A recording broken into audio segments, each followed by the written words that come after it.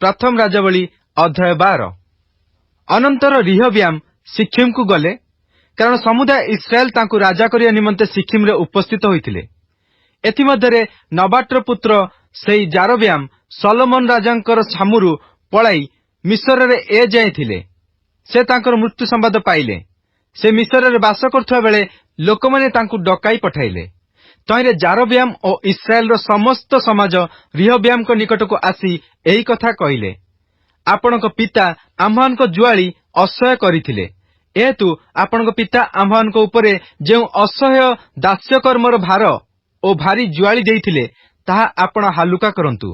तैरे आम्भेमाने आपणक सेवा करिबु। तो से सेमानकु कहिले, एबे जाओ, 3 दिन उतारे पुनर्बार मो कतिकी आस। तैरे लोकमाने चालीगले। एथि उतारे रिहब्याम राजा अपना पिता सलोमनकर जीवन काल रे जो प्राचीन माने तांको सम्मुखरे छिड़ा होइतिले सेमानक सहित मंत्रणा करी कहिले, एही लोकमानकु उत्तर देवा पई तुमे माने मते की मंत्रणा देउअछ? तेबे सेमाने तांकु कहिले, तुम्बे जेबे आजी एही लोकमानकर सेवक हेबो ओ सेमानकर सेवा करी सेमानकु उत्तर देबो ओ सेमानकु उत्तम वाक्य कहिबो, तेबे सेमाने सर्वदा तुमर दास होई रहिबे। मात्र से सेही प्राचीन मानक दत्त मंत्रणा त्याग करी जो जुवा माने तांको संगे बढ़ी तांको सम्मुखरे छिड़ा होइतिले सेमानक संगे मंत्रणा कले। पुणी से सेमानकु कहिले, एही लोकमाने मते कहुछंती, तुम पिता आम्भमानक उपरे जो जुआली थोई अछंती ता हालुका कर। सेमानकु उत्तर देवा पई तुमे माने आम्भकु की मंत्रणा देउअछ? तैरे तांको संगे बढ़ीथिबा जुआ माने तांकु कहिले, तुम पिता आम्भमानक जुआली भारी करी अछंती, तुम्भे आम्भमानक पई ताहा हालुका कर बोली कहुछंती।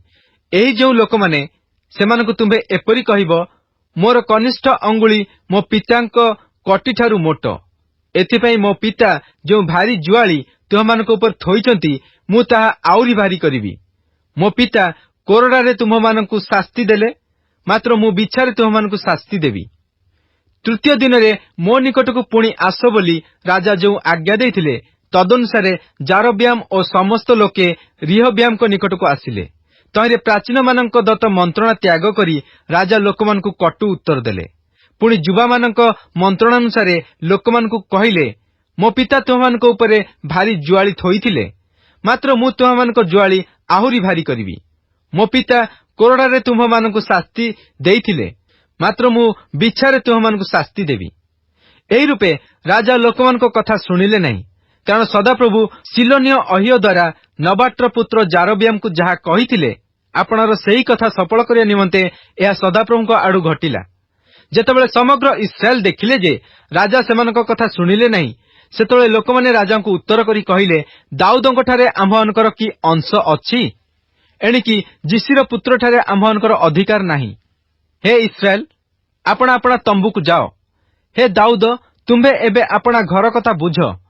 तो इस्राएलिया माने आपण आपणा तंबू को चलीगले। तथापि इस्राएल रो जो संतान माने जिहुदार नाना नगर रे बास कले सेमानक उपरे रिहब्याम राज्य कले। एथि उतारे रिहब्याम राजा बेठी कर्माध्यक्ष अदराम को पठाइले, मात्र समुदाय इस्राएल ताहाकु प्रस्तराघात करन्ते से मला। तैरे रिहब्याम राजा जेरुसलेम को पळाइबा पई शीघ्र रथ उपर चढ़िले। एही रूपे इस्राएल आज पर्यंत दाऊद वंशर विद्रोही हेले। ए उतारे जारब्याम फेरी आसी अछंती बोली समुदाय इस्राएल शुणन्ते सेमाने लोक पठाई तांकु मंडली की डकाइले और समुदाय इस्राएल उपरे तांकु राजा कले।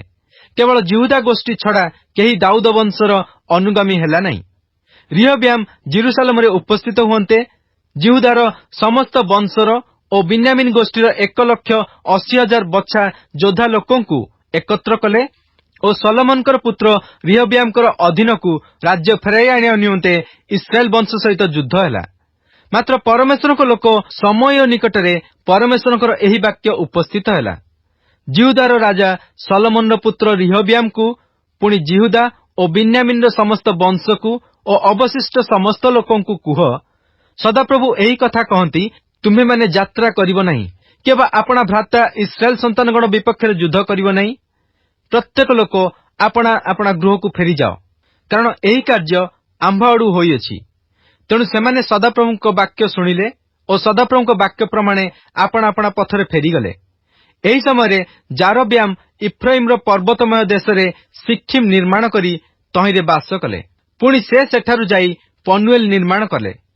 ତହୁଁ ଯାରୋବିଆମ ଆପଣା ମନେ ମନେ କହିଲେ, ଏବେ ରାଜ୍ୟ ପୁନର୍ବାର ଦାଉଦ ବଂଶର ଅଧୀନ ହେବ। ଯେବେ ଏହି ଲୋକମାନେ ଜେରୁସାଲେମରେ ସଦାପ୍ରଭୁଙ୍କ ଗୃହରେ ବଳିଦାନ କରିବାକୁ ଯିବେ, ତେବେ ଏହି ଲୋକମାନଙ୍କର ଅନ୍ତଃକରଣ ଆପଣାମାନଙ୍କ ପ୍ରଭୁ ଜିହୁଦାର ରାଜା ରିହବିଆମ ପ୍ରତି ଫେରିବ। ତହିଁରେ ସେମାନେ ମୋତେ ବଧ କରି ଜିହୁଦାର ରାଜା ରିହବିଆମ ନିକଟକୁ ଫେରିଯିବେ। ଏହେତୁ ରାଜା ମନ୍ତ୍ରଣା କରି ସୁବର୍ଣ୍ଣର 2 ଗୋବତ୍ସ ନିର୍ମାଣ କଲେ। ପୁଣି ସେ ଲୋକମାନଙ୍କୁ କହିଲେ, ଜେରୁସାଲେମକୁ ଯିବା ପାଇଁ ତୁମମାନଙ୍କୁ ବହୁତ କଷ୍ଟ ପଡୁଅଛି। ହେ ଇସ୍ରାଏଲ, ତୁମ୍ଭ ଦେବତାମାନଙ୍କୁ ଦେଖ, ସେମାନେ ତୁମ୍ଭକୁ ମିଶ୍ର ଦେଶରୁ ବାହାର କରି ଆଣିଲେ। ତେଣୁ ସେ ଗୋଟିକୁ ବୈଥେଲରେ ଓ ଅନ୍ୟଟିକି ଦାନରେ ସ୍ଥାପନ କଲେ। ଏହି କର୍ମ ପାପର କାରଣ ହେଲା, କାରଣ ଲୋକମାନେ ଗୋଟିକର ପୂଜା କରିବା ନିମନ୍ତେ ଦାନ ପର୍ଯ୍ୟନ୍ତ ସୁଦ୍ଧା ଗଲେ। ଏଉତାରେ ସେ ଉଚ୍ଚସ୍ଥଳୀର ଗୃହମାନ ନିର୍ମାଣ କଲେ ଓ ଯେଉଁମାନେ ଲେବି ସନ୍ତାନ ନୁହନ୍ତି ଏପରି ସମୁଦାୟ ଲୋକଙ୍କ ମଧ୍ୟରୁ ଯାଜକ କଲେ। ପୁଣି ଯାରୋବିଆମ ଅଷ୍ଟମ ମାସରେ ମାସର 15 ଦିନରେ ଜିହୁଦାର ପର୍ବତୁଲ୍ୟ ଏକ ପର୍ବ ନିରୂପଣ କଲେ ଓ ଯଜ୍ଞବେଦୀକି ଗଲେ। ଏହି ରୂପେ ସେ ସ୍ୱନିର୍ମିତ ଗୋବତ୍ସ ଉଦ୍ଦେଶ୍ୟରେ ବୈଥେଲରେ ବଳିଦାନ କଲେ। ପୁଣି ସେ ଆପଣାର କୃତ ଉଚ୍ଚସ୍ଥଳୀର ଯାଜକମାନଙ୍କୁ ବୈଥେଲରେ ସ୍ଥାପନ କଲେ। ଏହିପରି ସେ ଅଷ୍ଟମ ମାସର 15 ଦିନରେ ଅର୍ଥାତ୍ ଆପଣା ମନର ସଂକଳ୍ପିତ ମାସରେ ବୈଥେଲ ସ୍ଥିତ ସ୍ୱନିର୍ମିତ ଯଜ୍ଞବେଦୀକି ଗଲେ ଓ ସେ ଇସ୍ରାଏଲ ସନ୍ତାନଗଣ ନିମନ୍ତେ ପର୍ବ ନିରୂପଣ କରି ଧୂପ ଜଳାଇବା ପାଇଁ ଯଜ୍ଞବେଦୀକି ଗଲେ। ପ୍ରଥମ ରାଜାବଳୀ ଅଧ୍ୟାୟ 13। ପୁଣି ଯାରୋବିଆମ ଧୂପ ଜଳାଇବା ପାଇଁ ଯଜ୍ଞବେଦୀ ନିକଟରେ ଛିଡ଼ା ହେବା ବେଳେ, ଦେଖ, ସଦାପ୍ରଭୁଙ୍କ ବାକ୍ୟ ଦ୍ୱାରା ଜିହୁଦାରୁ ପରମେଶ୍ୱରଙ୍କ ଏକ ଲୋକ ବୈଥେଲରେ ଉପସ୍ଥିତ ହେଲା। ପୁଣି ସେ ସଦାପ୍ରଭୁଙ୍କ ବାକ୍ୟ ଦ୍ୱାରା ଯଜ୍ଞବେଦୀ ବିରୁଦ୍ଧରେ ଉଚ୍ଚେଶ୍ୱର କରି କହିଲା, ହେ ଯଜ୍ଞବେଦୀ, ଯଜ୍ଞବେଦୀ, ସଦାପ୍ରଭୁ ଏହିପରି କହନ୍ତି, ଦେଖ, ଦାଉଦ ବଂଶରେ ଯୋଶିୟ ନାମରେ ଏକ ସନ୍ତାନ ଜନ୍ମିବ। ପୁଣି ଉଚ୍ଚସ୍ଥଳୀର ଯେଉଁ ଯାଜକମାନେ ତୁମ୍ଭ ଉପରେ ଧୂପ ଜଳାଉଅଛନ୍ତି, ସେମାନଙ୍କୁ ତୁମ୍ଭ ଉପରେ ସେ ବଳିଦାନ କରିବ ଓ ଲୋକମାନେ ମନୁଷ୍ୟର ଅସ୍ଥି ତୁମ୍ଭ ଉପରେ ଦଗ୍ଧ କରିବେ। ଆହୁରି ସେ ଲୋକ ସେହିଦିନ ଏକ ଚିହ୍ନ ଦେଇ କହିଲା, ସଦାପ୍ରଭୁଙ୍କ କଥିତ ଚିହ୍ନ ଏହି, ଦେଖ, ଏହି ବେଦୀ ଫାଟିଯିବ ଓ ତହିଁ ଉପରିସ୍ଥ ଭସ୍ମ ଅଜାଡ଼ି ହୋଇ ପଡ଼ିବ। ତହିଁରେ ପରମେଶ୍ୱରଙ୍କ ଲୋକ ବୈଥେଲ ସ୍ଥିତ ଯଜ୍ଞବେଦୀ ବିରୁଦ୍ଧରେ ଉଚ୍ଚେଶ୍ୱର କରି ଯେଉଁ କଥା କହିଲା, ଯାରୋବିଆମ ରାଜା ତାହା ଶୁଣି ଯଜ୍ଞବେଦୀଠାରୁ ହସ୍ତ ବଢ଼ାଇ କହିଲେ, ତାହାକୁ ଧର। ଏଥିରେ ସେ ତାହା ବିରୁଦ୍ଧରେ ଯେଉଁ ହସ୍ତ ବଢ଼ାଇଥିଲେ ତାହା ଶୁଷ୍କ ହୋଇଗଲା। ତେଣୁ ସେ ତାହା ଆଉ ଫେରାଇ ପାରିଲେ ନାହିଁ। ମଧ୍ୟ ପରମେଶ୍ୱରଙ୍କ ଲୋକ ସଦାପ୍ରଭୁଙ୍କ ବାକ୍ୟ ଦ୍ୱାରା ଯେଉଁ ଚିହ୍ନ ଦେଇଥିଲା, ତଦନୁସାରେ ଯଜ୍ଞବେଦୀ ଫାଟିଗଲା ଓ ଯଜ୍ଞବେଦୀରୁ ଭସ୍ମ ଅଜାଡ଼ି ହୋଇ ପଡ଼ିଲା। ସେତେବେଳେ ରାଜା ପରମେଶ୍ୱରଙ୍କ ଲୋକଙ୍କୁ ଉତ୍ତର କରି କହିଲେ, ଯେପରି ମୋହର ହସ୍ତ ପୂର୍ବପରି ହୁଏ, ଏଥିପାଇଁ ତୁମ୍ଭେ ଆପଣା ପରମେଶ୍ୱର ସଦାପ୍ରଭୁଙ୍କ ଅନୁଗ୍ରହ ନିବେଦନ କର ଓ ମୋ ପାଇଁ ପ୍ରାର୍ଥନା କର। ତହିଁରେ ପରମେଶ୍ୱରଙ୍କ ଲୋକ ସଦାପ୍ରଭୁଙ୍କଠାରେ ନିବେଦନ କରନ୍ତେ ରାଜାଙ୍କର ହସ୍ତ ସୁସ୍ଥ ହୋଇ ପୂର୍ବପରି ହୋଇଗଲା। ତେଣୁ ରାଜା ପରମେଶ୍ୱରଙ୍କ ଲୋକଙ୍କୁ କହିଲେ, ମୋ ସଙ୍ଗେ ଗୃହକୁ ଆସି ଆରାମ କର, ମୁଁ ତୁମକୁ ପୁରସ୍କାର ଦେବି। ଏଥିରେ ପରମେଶ୍ୱରଙ୍କ ଲୋକ ରାଜାଙ୍କୁ କହିଲା, ଯେବେ ତୁମ୍ଭେ ଆପଣା ଗୃହର ଅର୍ଦ୍ଧକ ମୋତେ ଦେବ, ତେବେ ମୁଁ ତୁମ୍ଭ ସଙ୍ଗେ ଯିବି ନାହିଁ, କିଏ ବା ଏହି ସ୍ଥାନରେ ଅନ୍ନ ଭୋଜନ କି ଜଳପାନ କରିବି ନାହିଁ। କାରଣ ସଦାପ୍ରଭୁଙ୍କ ବାକ୍ୟ ଦ୍ୱାରା ମୋତେ ଏହି ଆଜ୍ଞା ଦିଆଯାଇଛି ଯେ, ତୁମ୍ଭେ ଅନ୍ନ ଭୋଜନ କରିବ ନାହିଁ କି ଜଳପାନ କରିବ ନାହିଁ, କିମ୍ବା ଯେଉଁ ପଥରେ ଯାଉଅଛ ସେହି ପଥରେ ଫେରି ଆସିବ ନାହିଁ। ତେଣୁ ସେ ଅନ୍ୟ ପଥରେ ଗଲା। ଯେଉଁ ପଥରେ ବୈଥେଲକୁ ଆସିଥିଲା, ସେ ପଥରେ ସେ ଫେରିଲା ନାହିଁ। ସେହି ବୈଥେଲରେ ଜଣେ ପ୍ରାଚୀନ ଭବିଷ୍ୟତ ବକ୍ତା ବାସ କରୁଥିଲା, ଆଉ ତାହାର ପୁତ୍ରମାନଙ୍କ ମଧ୍ୟରୁ ଜଣେ ତାହା ନିକଟକୁ ଆସି ସେହିଦିନ ପରମେଶ୍ୱରଙ୍କ ଲୋକ ବୈଥେଲରେ ଯାହା ଯାହା କରିଥିଲା ତାହା ସବୁ ତାହାକୁ ଜଣାଇଲା। ମଧ୍ୟ ରାଜାଙ୍କୁ ସେ ଯେଉଁ ଯେଉଁ କଥା କହିଥିଲା ତାହା ସେମାନେ ଆପଣା ପିତାଙ୍କୁ ଜଣାଇଲେ। ତହିଁରେ ସେମାନଙ୍କ ପିତା ସେମାନଙ୍କୁ ପଚାରିଲା, ସେ କେଉଁ ପଥରେ ଗଲା? ଜିହୁଦାରୁ ଆଗତ ପରମେଶ୍ୱରଙ୍କ ଲୋକ ଯେଉଁ ପଥରେ ଯାଇଥିଲା ତାହା ତାହାର ପୁତ୍ରମାନେ ଦେଖିଥିଲେ। ଏଥିରେ ସେ ଆପଣା ପୁତ୍ରମାନଙ୍କୁ କହିଲା, ମୋ ପାଇଁ ଗଧ ସଜାଅ। ତେଣୁ ସେମାନେ ତାହା ପାଇଁ ଗଧ ସଜାନ୍ତେ ସେ ତହିଁରେ ଚଢ଼ିଲା। ଏଉତାରେ ସେ ପରମେଶ୍ୱରଙ୍କ ଲୋକର ପଛେ ପଛେ ଯାଇ ଏକ ଅଲନ ବୃକ୍ଷ ମୂଳେ ତାହାକୁ ବସିଥିବାର ଦେଖିଲା। ପୁଣି ସେ ତାହାକୁ ପଚାରିଲା, ତୁମ୍ଭେ କି ଜିହୁଦାରୁ ଆଗତ ପରମେଶ୍ୱରଙ୍କ ଲୋକ? ସେ କହିଲା, ହଁ, ମୁଁ। ତେବେ ସେ ତାହାକୁ କହିଲା, ମୋ ସଙ୍ଗେ ଗୃହକୁ ଆସ ଓ ଅନ୍ନ ଭୋଜନ କର। ତହିଁରେ ସେ କହିଲା, ମୁଁ ତୁମ୍ଭ ସଙ୍ଗେ ଫେରି ନ ପାରେ। कि तुम संगे गृह को जाई न पारे कि बा एही स्थान रे तुम संगे मु अन्न भोजन करिवि नहीं कि जलपान करिवि नहीं कारण सदाप्रभु वाक्य द्वारा मते कुहा जाइअछि तुम्भे से स्थान रे अन्न भोजन करिव नहीं कि जलपान करिव नहीं केवल जेउ पथरे जाउअछ से पथरे फेरी आसिव नहीं। एथिरे से ताहाकु कहिला मु मध्य तुम परि जणे भविष्यत वक्ता सदाप्रभु वाक्य द्वारा एक दूत मते एही कथा कहिले जेपरि से अन्न भोजन और जलपान करिव एथिपई तुम्भे ताहाकु फेराई आपणा संगे गृह को आण मात्र से ताहाकु मिथ्या कहिला एहेतु से ताहा संगे फेरी जाई ताहा गृह रे अन्न भोजन और जलपान कला। एउतारे सेमाने मेज निकटरे बसिथिया बेले एपरि हैला जे जेउ भविष्यत वक्ता ताहाकु फेराई आनिथिला ताहा निकटरे सदाप्रभु वाक्य उपस्थित हैला।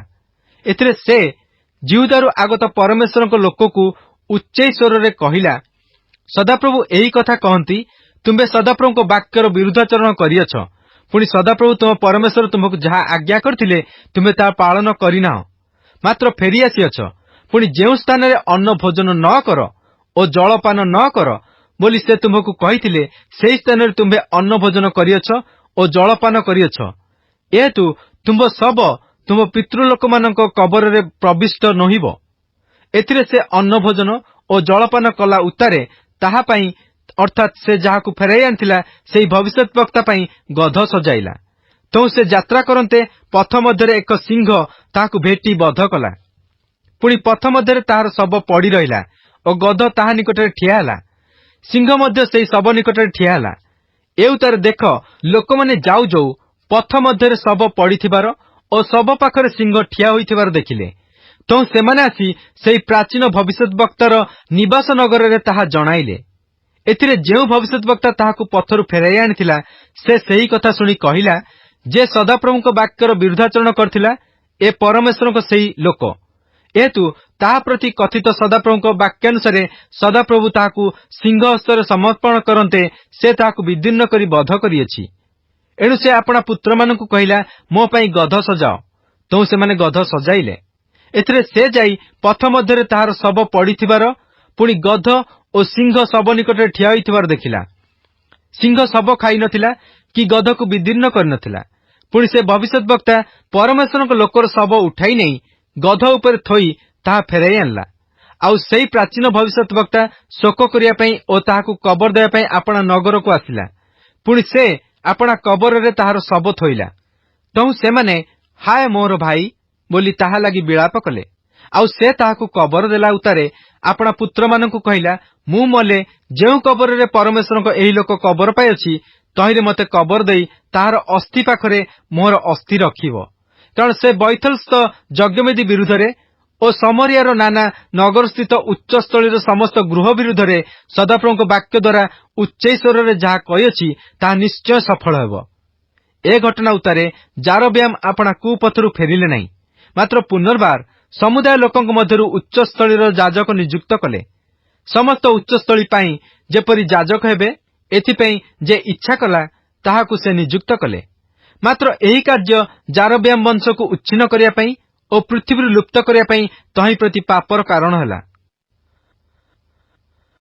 प्रथम राजावली अध्याय 14 सेही समय जारब्यामकर पुत्र अब्य पीड़ित हला तो जारब्याम आपणा भार्या को कहिले मु विनय करिअछि उठ पुणी तुम्भे जारब्यामकर भार्या बोली जेपरि जणा न पड़िबो एथिपई छद्म वेश धरी सिलो को जाओ देख मु एही लोकंक उपरे राजा हेबी बोली मो विषय जे कहिथिला सेही अह्य भविष्यत वक्ता सेठारे अछि पुणी आपणा संगे 10 रोटी और किछि तिलुआ और एक पात्र मधु नहीं ताहा निकट को जाओ बालकर कौन हेबो ताहा से तुम्भको जणाइबो।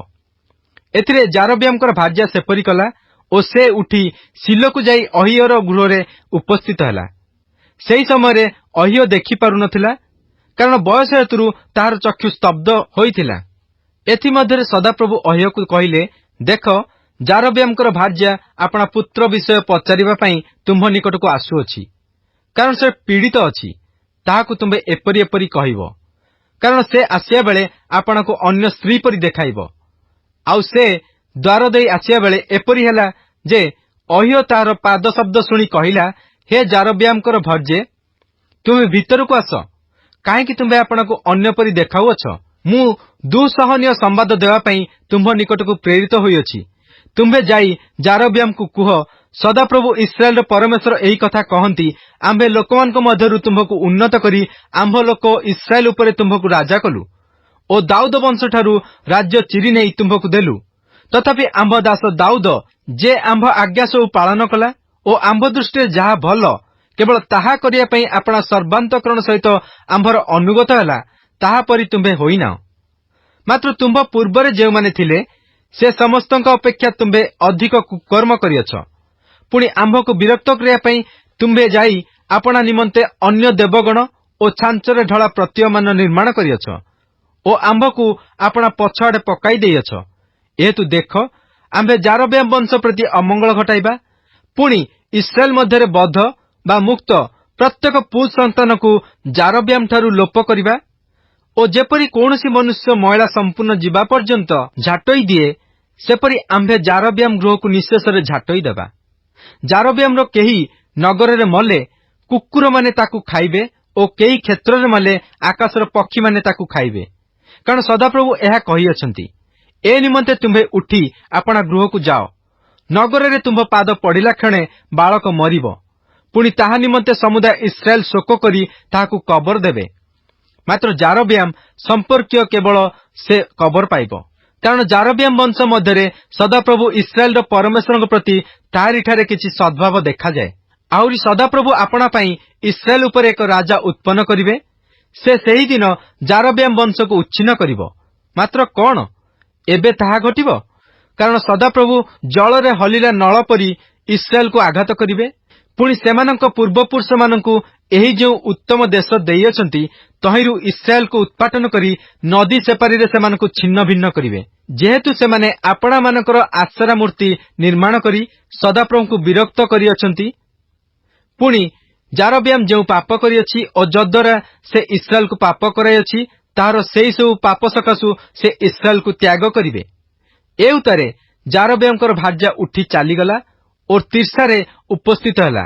ଆଉ ସେ ଗୃହର ଦ୍ୱାରବନ୍ଧ ନିକଟରେ ପହଞ୍ଚିଲା କ୍ଷଣେ ବାଳକ ମଲା।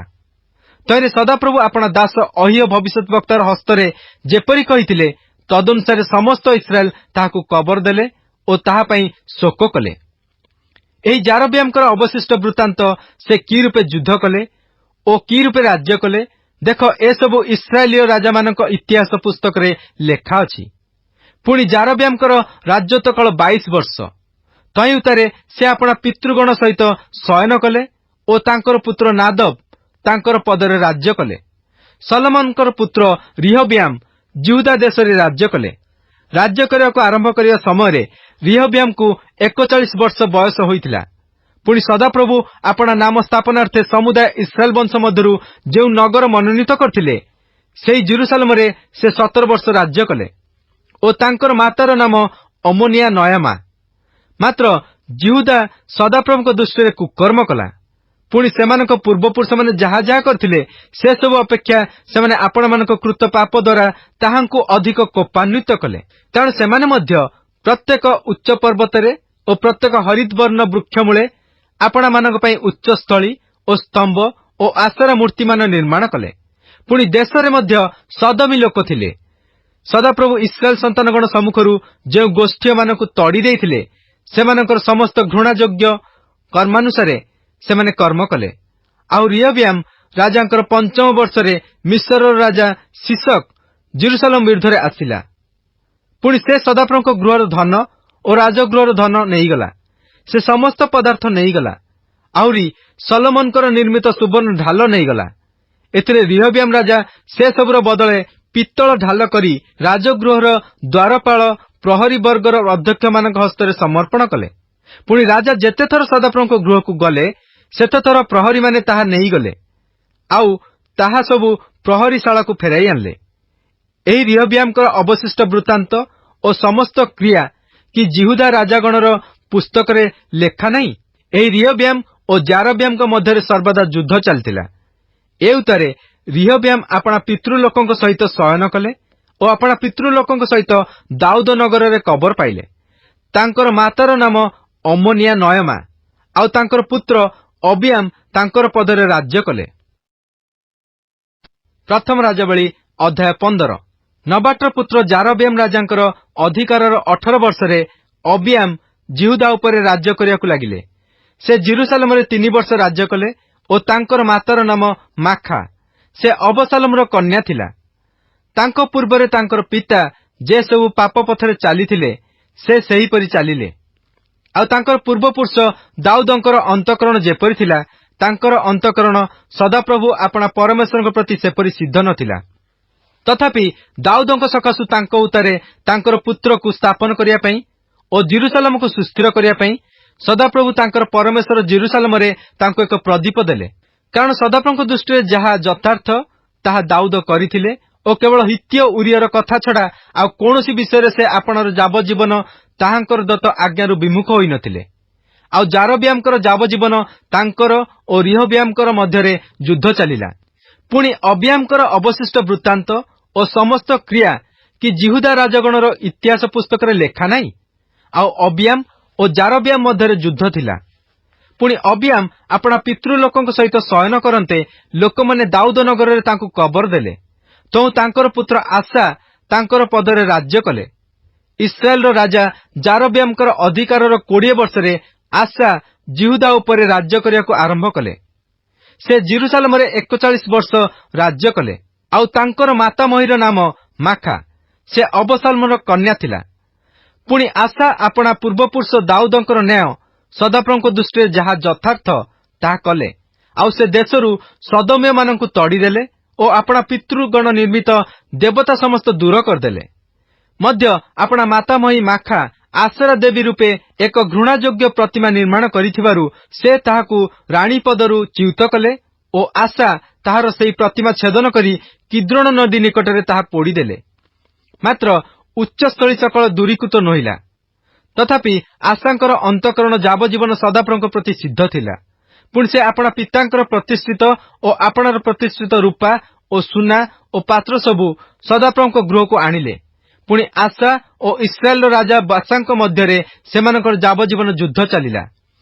आउ जिहुदार राजा आशांक निकटकु काहारिकी जीवा आसियाकु न देबा पई इस्राएल राजा बासा जिहुदा विरुद्धरे यात्रा करी रामानगर दृढ़ कले।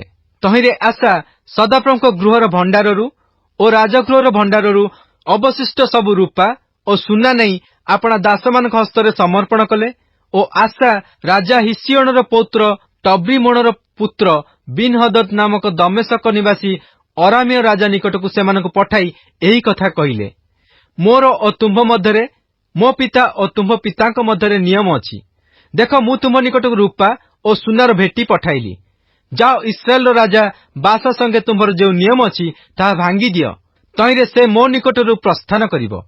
एथिरे बिन-हदद आशा राजांकर कथारे मनोजोग करी आपणा सेनापति मानकु इस्राएल नाना नगर विरुद्धरे पठाई इयोन ओ दान ओ आबेल बैतमाखा ओ समुदाय किन्नेरत ओ नप्ताली रे समस्त देश परास्त कला। तो बासा एही कथा सुनी रामा दृढ़करणरु क्षांत होई तिर्सारे बास कले। तेबे आशा राजा समुदाय जिहुदा निकटरे घोषणा कले काहाकुई छाडिले नाही। तो बासा जेउ प्रस्तर ओ काष्ठ नहीं रामानगर निर्माण करथिले ताहा सबु सेमाने बही नहीं गले। तहिरे आशा राजा बिन्यामिन गेबा ओ मिस्पा नगर दृढ़ कले। एही आशांकर अवशिष्ट समस्त वृत्तांत ओ तांकर समस्त पराक्रम ओ समस्त क्रिया पुणी जे नगर से दृढ़ करथिले से सबु कथा कि जिहुदार राजा मानक इतिहास पुस्तक रे लेखा नहीं। मात्र वृद्धावस्था तांकर पादरे रोग होइथिला। एथि उतारे आशा आपणा पितृलोकଙ୍କ सहित शयन करी आपणा पिता दाऊद नगर रे आपणा पितृलोकଙ୍କ सहित कबर पाइले। पुणी तांकर पुत्र जिहोशाफट तांकर पदरे राज्य कले। जिहुदार आशा राजांकर अधिकारर 2 वर्षरे जारबियामकर पुत्र नादब इस्राएल उपरे राज्य करियाको आरंभ कले ओ से इस्राएल उपरे 2 वर्ष राज्य कले। आउ से सदाप्रभुଙ୍କ दृष्टि रे कुकर्म कले ओ आपणा पितांकर पथरे ओ तांकर पिता जद्वारा इस्राएल को पाप कराइथिले सेही पापरे चालिले। अनंतर इस्साखर वंशीय अहियर पुत्र बासा तांको विरुद्धरे चक्रांत कले। पुणी बासा पलेस्टिया मानक गिबथन नगर निकटरे तांको बध कले। कारण नादब ओ समस्त इस्राएल से समय गिबथन अवरोध करुथिले। जिहुदार आशा राजांक अधिकारर तृतीय वर्षरे बासा नादबକୁ बध करी तांको पदरे राज्य कले। पुणी से राजा हेबा क्षणे जारबियामकर समुदाय वंशको उच्छिन्न कले। सदाप्रभु आपणा दास सिलोनिय अहिय हस्तरे जे कथा कहिथिले तदनुसारे बासा जारबियामकर एक प्राणी की ही अवशिष्ट रखिले नहीं, समस्त को संहार कले। कारण जारबियाम निजे पाप करी तद्वारा इस्राएल को पाप कराइले और विरक्तिजनक कर्म द्वारा इस्राएल परमेश्वर सदाप्रभु को विरक्त कले। एही नादबकर अवशिष्ट वृत्तांत और सकल क्रिया की इस्राएल राजा मानक इतिहास पुस्तक लेखा नहीं। पुणी आशा और इस्राएल राजा बासांक मध्य सेमानकर जावजीवन युद्ध चलिला। जिहुदार आशा राजांकर अधिकारर तृतीय वर्षरे अहियर पुत्र बासा तिर्सारे समुदाय इस्राएल उपर राज्य करने आरंभ करी 24 वर्ष राज्य कले। से सदाप्रभुଙ୍କ दृष्टि कुकर्म कले और जारबियामकर पथरे और जद्वारा जारबियाम इस्राएल को पाप कराइथिले तांकर सेही पापर चालिले। प्रथम राजावली अध्याय 16। अनंतर बासांक विरुद्धरे सदाप्रभुଙ୍କର वाक्य हनानीर पुत्र जेहूଙ୍କ निकटरे उपस्थित हैला, जथा आम्भे तुम्भको धूलिरे उठाई आपणा लोक इस्राएल उपरे तुम्भको राजा कलु। मात्र तुम्भे जारबियामर पथरे चालिलो और आम्भ लोक इस्राएल को पाप कराइलो और सेमानक पाप द्वारा आम्भको विरक्त कल। देख आम्भे बासाकू और ताहार गृह को निशेष रूपे झाटई देबा और आम्भे तुम्भ गृह को नबाटर पुत्र जारबियामर गृह तुल्य करिबा। बासर केही नगर रे मले कुकुर माने ताहाकू खाइबे और ताहार केही क्षेत्र रे मले आकाशर पक्षी माने ताहाकू खाइबे। बासांकर अवशिष्ट वृत्तांत और तांकर क्रिया और पराक्रम विषय कि इस्राएल राजा मानक इतिहास पुस्तक रे लेखा नहीं। अनंतर बासा आपणा पितृगण सहित शयन करन्ते तिर्सारे कबर पाइले और तांको पुत्र एला तांको पदरे राज्य कले। तथापि बासा और तांकर वंश विरुद्धरे हनानीर पुत्र जेहू भविष्यत वक्तांकर हस्तरे सदाप्रभुଙ୍କ वाक्य उपस्थित हला। जेहेतु से आपणा हस्तकृत कर्म द्वारा सदाप्रभुଙ୍କୁ विरक्त करिया पई तांको दृष्टि सबु कुकर्म करी जारबियामकर वंशतुल्य होइथिले और ताहाकू उच्छिन्न करथिले। जिहुदार आशा राजांकर अधिकार 26 वर्षरे बासांकर पुत्र एला तिर्सारे इस्राएल वंश उपर राज्य करने आरंभ करी 2 वर्ष राज्य कले। तही उतारे तांकर रथ समूहर अर्धेकर अधिपति सिमरी नामक तांकर दास तांको प्रतिकूल रे चक्रांत कले। एला तिर्सारे थाई तिर्सा स्थित आपणा गृहर अध्यक्ष अर्सार गृह रे पान करी मत होइथिले। एपरि समय सिमरी भितर को जाई जिहुदा राजा आशांकर अधिकारर 27 वर्षरे तांको आघात करी बध कले और तांकर पदरे राज्य कले। पुणी से राज्य करने आरंभ करी आपणा सिंहासन रे बसिया मात्र से बासांकर समुदाय वंश संहार कले। से तांकर कि तांकर ज्ञाति मानकर कि तांको मित्र मानकर काहारी गोटिए पुंज संतान अवशिष्ट रखिले नहीं। एही प्रकारे सदाप्रभु जेहू भविष्यत वक्तांक द्वारा बासांक विरुद्ध जेउ कथा कहिथिले तदनुसारे सिमरी बासांकर समग्र वंश उच्छिन्न कले। बासा और तांकर पुत्र एला आपणा मानक असारता द्वारा इस्राएल परमेश्वर सदाप्रभु को विरक्त करिया पई जेउ पाप कले और इस्राएल को पाप कराइले बासांकर सेही समस्त पाप और तांकर पुत्र एलांकर पाप एथिर कारण। एलांकर अवशिष्ट वृत्तांत और तांकर समस्त क्रिया कि इस्राएल राजा मानक इतिहास पुस्तक रे लेखा नहीं। जिहुदा राजा आशांकर अधिकार 27 वर्षरे सिमरी तिर्सारे 7 दिन राज्य कले। सेही समय लोक माने पलेस्टिया मानक गिबथन विरुद्धरे छाउणी स्थापन करथिले। एथि मध्यरे छाउणी स्थापन करथिया लोक माने सुनिले जे सिमरी चक्रांत करियछंती मध्य राजा को बध करियछंती। एहेतु समस्त इस्राएल सेही दिन छाउणी मध्यरे अम्री नामक सेनापति को इस्राएल उपरे राजा कले। तो अम्री और तांको सहित समग्र इस्राएल गिबथन रु यात्रा करी तिर्सा अवरोध कले। तहिरे सिमरी नगर हस्तगत हेबार देखि राजगृहर दुर्ग को जाई आपणा उपरे राजगृह रे अग्नि लगाई ताहा दग्ध कले। पुणी से सदाप्रभुଙ୍କ दृष्टि कुकर्म करिबारे जारबियामकर पथरे चालिबारे और इस्राएल को पाप कराइबारे आपे जेउ पाप कले तांको कृत सेही पाप सकसु मले। सिमरींकर अवशिष्ट वृत्तांत और तांको कृत राजद्रोह विषय कि इस्राएल राजा मानक इतिहास पुस्तक रे लेखा नहीं। से समय इस्राएल लोक माने 2 भाग रे विभक्त हेले। अर्धेक लोक गिनत्र पुत्र तिब्नी की राजा करिया पई ताहार अनुगामी हेले ଓ ଅର୍ଦ୍ଧେକ ଅମ୍ରିଙ୍କର ଅନୁଗାମୀ ହେଲେ। ମାତ୍ର ଅମ୍ରିଙ୍କର ଅନୁଗାମୀ ଲୋକମାନେ ଗିନତ୍ର ପୁତ୍ର ତିବ୍ନିର ଅନୁଗାମୀ ଲୋକମାନଙ୍କୁ ପରାସ୍ତ କଲେ। ତିବ୍ନି ମଲା ଓ ଅମ୍ରି ରାଜ୍ୟ କଲେ। ଜିହୁଦାର ରାଜା ଆସାଙ୍କର ଅଧିକାରର 31 ବର୍ଷରେ ଅମ୍ରି ଇସ୍ରାଏଲ ଉପରେ ରାଜ୍ୟ କରିବାକୁ ଆରମ୍ଭ କରି 12 ବର୍ଷ ରାଜ୍ୟ କଲେ। ତିର୍ସାରେ ସେ 6 ବର୍ଷ ରାଜ୍ୟ କଲେ। ପୁଣି ସେ 2 ତାଳନ୍ତ ରୂପାରେ ସେମଠାରୁ ସମରଣ ପର୍ବତ କ୍ରୟ କଲେ ଓ ସେହି ପର୍ବତ ଉପରେ ଏକ ନଗର ନିର୍ମାଣ କରି ସେହି ପର୍ବତର ଅଧିକାରୀ ସେମରର ନାମାନୁସାରେ ଆପଣା ନିର୍ମିତ ନଗରର ନାମ ସମରିଆ ରଖିଲେ। ଆଉ ଅମ୍ରି ସଦାପ୍ରଭୁଙ୍କ ଦୃଷ୍ଟିରେ କୁକର୍ମ କଲେ ଓ ତାଙ୍କର ପୂର୍ବବର୍ତ୍ତୀ ସମସ୍ତଙ୍କ ଅପେକ୍ଷା ଅଧିକ ଦୁଷ୍ଟାଚରଣ କଲେ। କାରଣ ସେ ନବାଟର ପୁତ୍ର ଜାରବିଆମଙ୍କର ସକଳ ପଥରେ ଓ ଇସ୍ରାଏଲର ପରମେଶ୍ୱର ସଦାପ୍ରଭୁଙ୍କୁ ଆପଣାମାନଙ୍କ ଅସରତ ଦ୍ୱାରା ବିରକ୍ତ କରିବା ପାଇଁ ଯଦ୍ୱାରା ସେ ଇସ୍ରାଏଲକୁ ପାପ କରାଇଥିଲେ, ତାଙ୍କର ସେହି ପାପ ପଥରେ ଅମ୍ରି ଚାଲିଲେ। ଅମ୍ରିଙ୍କର ଅବଶିଷ୍ଟ କ୍ରିୟାର ବୃତ୍ତାନ୍ତ ଓ ତାଙ୍କ ପ୍ରକାଶିତ ପରାକ୍ରମ ସବୁ କି ଇସ୍ରାଏଲ ରାଜାମାନଙ୍କ ଇତିହାସ ପୁସ୍ତକରେ ଲେଖା ନାହିଁ? ଅମ୍ରି ଆପଣା ପିତୃଲୋକଙ୍କ ସହିତ ଶୟନ କରି ସମରିଆରେ କବର ପ୍ରାପ୍ତ ହେଲେ। ପୁଣି ତାଙ୍କର ପୁତ୍ର ଆହାବ ତାଙ୍କର ପଦରେ ରାଜ୍ୟ କଲେ। Good morning and praise the Lord. ଆଜି ବାଇବଲ ପଠନ ଦିନ ସଂଖ୍ୟା 86 ମଙ୍ଗଳବାର। ପ୍ରଥମ ରାଜାବଳୀ 12 ପର୍ବରୁ 16 ପର୍ବର 28 ପଦ ପର୍ଯ୍ୟନ୍ତ ଆଜି ଆମେମାନେ ପାଠ କରିଅଛୁ। ଆସନ୍ତୁ ଏହି ପଠିତ ଶାସ୍ତ୍ରାଂଶର ସାରାଂଶକୁ ଚିନ୍ତା କରିବା। ସଲୋମନଙ୍କ କାହାଣୀ ମାଛ ଛବିର ମସ୍ତକରେ ସମାପ୍ତ ହେଲା ଓ ବର୍ତ୍ତମାନ ଏହା ଉତ୍ତର ଓ ଦକ୍ଷିଣ ଭାବରେ ବିଭାଜିତ ରାଜ୍ୟର କାହାଣୀ ଅଟେ। ବର୍ତ୍ତମାନ ଏହା ଉତ୍ତର ଓ ଦକ୍ଷିଣ ଭାବରେ ବିଭାଜିତ ବିଭକ୍ତ ରାଜ୍ୟର କାହାଣୀ ଅଟେ। ବିଚାରକର୍ତ୍ତା ମାନଙ୍କର ସମୟଠାରୁ ଉତ୍ତର ଇସ୍ରାଏଲର 10ଟି ଗୋଷ୍ଠୀ ମଧ୍ୟରେ ଏକ ସଂଗଠିତ ଏକତା ରହିଥିବାର ସଂକେତ ଦେଖିବାକୁ ମିଳେ। ଜିହୁଦା ଗୋଷ୍ଠୀ, ଯାହାର ଅଂଶ ହେଉଛନ୍ତି ଦାଉଦ ବଂଶ, ପ୍ରଥମରୁ ଏହି ଦଳର ଅଂଶ ନଥିଲା। ଦାଉଦଙ୍କ ପ୍ରାରମ୍ଭିକ ଦିନଗୁଡ଼ିକରେ ସେ ଯେତେବେଳେ ହିବ୍ରୋନରେ ରାଜା ହେଲେ, ସେ କେବଳ ଜିହୁଦା ଗୋଷ୍ଠୀ ଉପରେ 7 ବର୍ଷ 6 ମାସ ରାଜତ୍ୱ କଲେ।